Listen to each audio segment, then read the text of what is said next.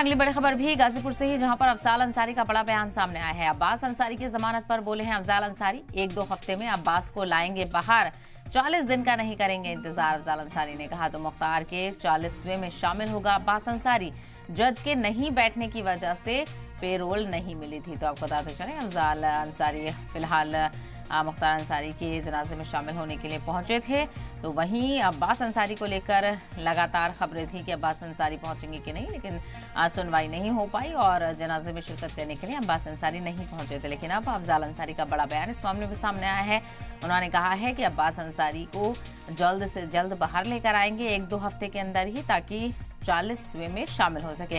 हालांकि ये भी कहा गया कि 40 दिन का इंतजार नहीं किया जाएगा और अब से ही प्रोसेस शुरू कर दिया जाएगा और जो कवायद हैं, जो कोशिशें हैं, वो तेज की जाएंगी अब्बास अंसारी को जमानत पर बाहर लाने की।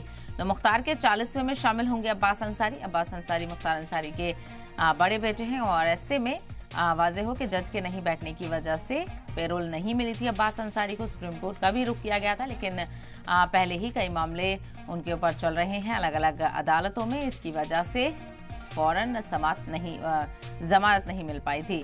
तो अब अफजाल अंसारी कह रहे हैं कि अब्बास अंसारी को 1-2 हफ्ते के अंदर ही बाहर लेकर आएंगे। पूरी कोशिशें की जाएंगी, 40 दिन का इंतजार नहीं किया जाएगा।